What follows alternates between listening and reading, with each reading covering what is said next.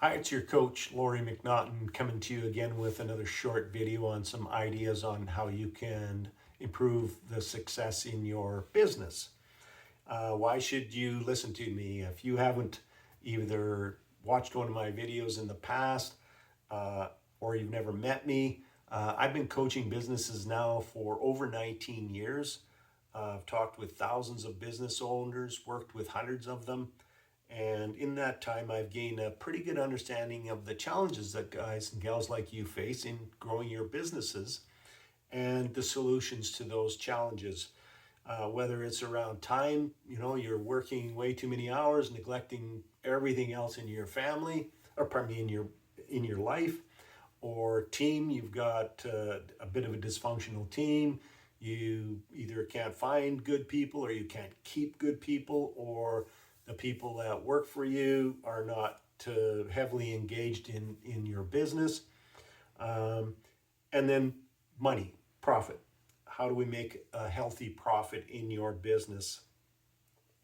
And so I've been trained by the number one business coaching company in the world. They actually basically birthed the business coaching industry, and I was part of that. I was right there, right near the beginning of that. And as I said, I've learned a lot of information about how business runs and what causes them to go off the rails and what really makes them successful. So today I just want to talk about data for a minute because uh, too many business owners that I've worked with in the past, first of all, they don't collect any data, but secondly, a lot of them, far too many of them, uh, don't even look at their profit and loss statement on a regular basis. Every single company should have a profit and loss statement done up every single month. You should know what your revenue is. You should know what your cost of goods sold is. You should know what your expenses are. So you're going to know what your gross profit is, your expenses, and then your net profit, because you need to look at the data because there's both leading and lagging indicators when it comes to business, and um, uh, profit is a lagging indicator in business, because by the time you know whether you have profit or don't have profit, if all you're ever doing is, God forbid, looking at your profit and loss statement when your client, or pardon me, when your accountant does your year end, or even looking at your profit in a quarterly and monthly basis, it's always a lagging indicator. If you look at your product or service and understand what the profit is that you're making off of each product and service, now you're starting to pay attention as a leading indicator. But I wanted to talk about just some data that you should collect from your business on a regular basis and pay attention to it, and it will just help you immensely succeed at a high level in your business. One is what is your client acquisition cost? So, and actually, and tie that into what's your lifetime value of a client, because if your client acquisition cost is more than the lifetime value, you can sort of guess that you're headed in the wrong direction. So, lifetime value it's typically measured around about a 5 year period of time, because sometimes clients move, sometimes they pass away, sometimes they go find a competitor to work with. Um, and so, but it's typically somewhere around 5 years is what you would typically measure that. So let's just say they buy shoes, or they buy suits, or they get their furnaces serviced on a yearly basis, or yard work, or uh, all kinds of different sort of businesses. What is the lifetime value of that client? And then you look at it and you go, okay, so this client typically does business with us for 5 years. They spend, let's just say for argument's sake, easy numbers, $10,000 in that 5 year period of time.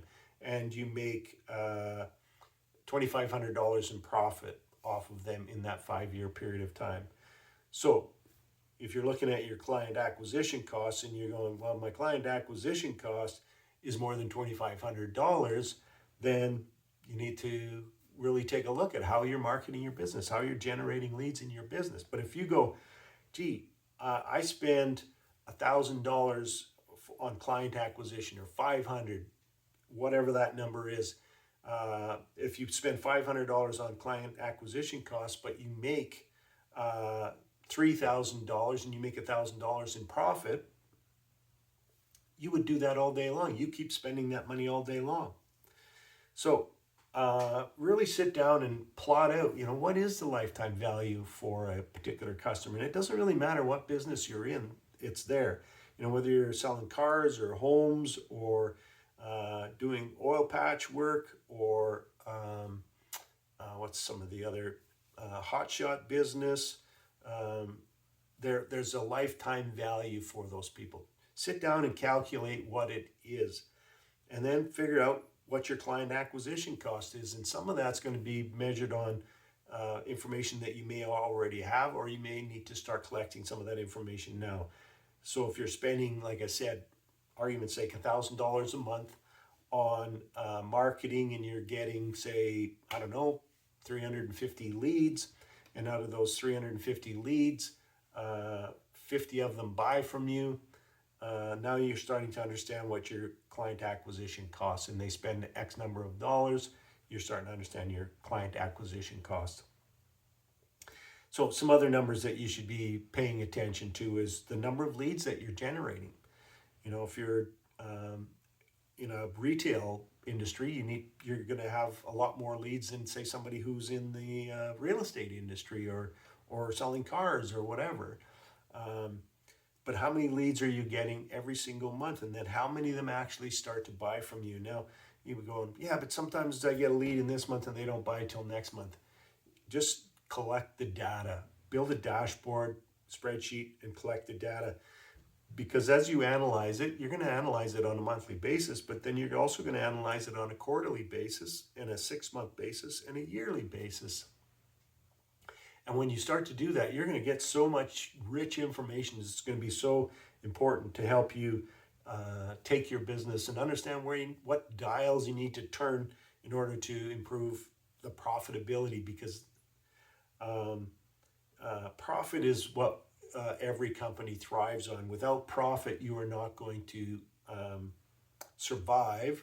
You're certainly not going to thrive. There's lots of companies out there that, gosh, I just met with a guy not long ago.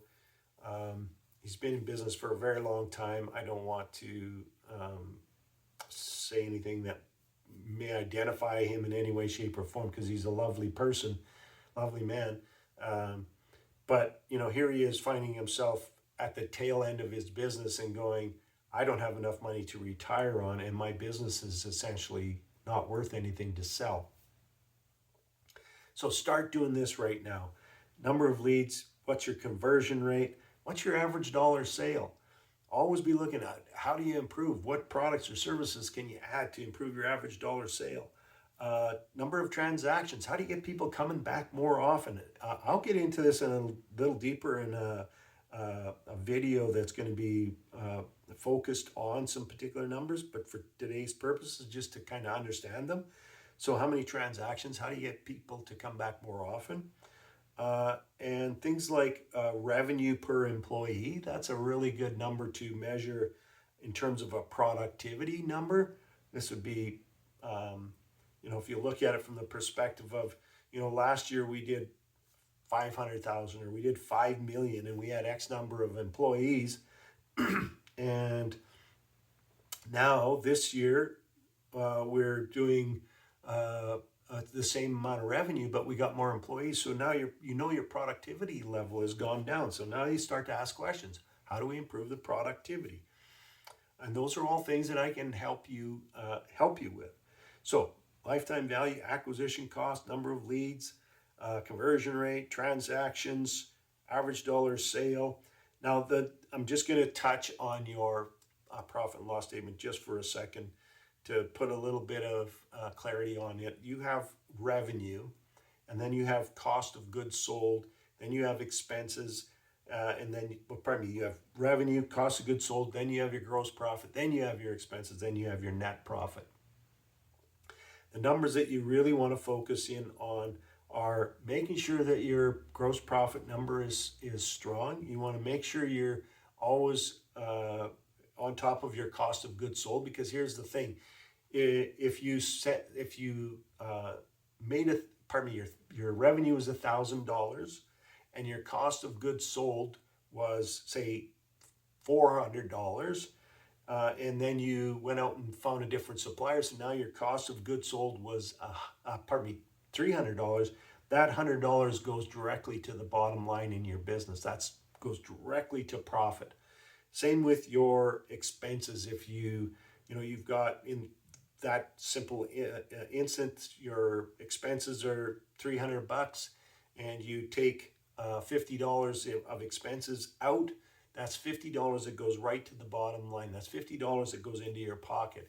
If you go out and sell more, it goes through those percentages. So you sell an extra $1,000, your cost of goods sold is going to eat some of that up, and your expenses are going to eat some of that up, and then you're going to have a portion of that left for profit. So those are just some of the simple numbers that you can start collecting. Build yourself a dashboard using a spreadsheet. If you don't know how to do that, either figure out how to do it or find somebody to do it for you. And then just collect this information on a monthly basis. Oh, by the way, I do have spreadsheets that would help you do all of this. If you're interested, you can reach out. Just to finish this off, if you're interested in understanding how a guy like myself can help you take your business to the next goal, to the next level, help you reach your goals faster, you can go to my website, lauriemcnaughton.com, and on the front page, scroll down, there's a link there that takes you directly to my calendar. You'll book a short 15-minute discovery meeting. I call it a discovery meeting because in that 15 minutes, I just want to figure out, is this something that I can help you with? And if it's something that I can help you with, then we'll book a longer complimentary coaching session where I can dig in, ask some questions to understand what the causes are. Because if you think about it from this perspective, if you're working too many hours, or you have high turnover of employees, or you have poor profits, those are all just symptoms. And so I need to understand what the causes are. And so when I talk to you, I'll ask a bunch of questions so I can understand what the causes are. And and then I'll offer you some of the solutions. I'll talk to you what the solutions are. And if you believe there's some value in us working together, we can talk about a program that would fit for your company. So again, thanks for listening. I hope you found this valuable. If you did, please hit the subscribe button. Come back. I'm going to be posting lots of videos over the coming weeks and months to help you take your business to the next level in terms of profitability, team building, and your own personal time, and help you have more fun. So thanks for your time. Have yourself a great day. I look forward to the opportunity of helping you.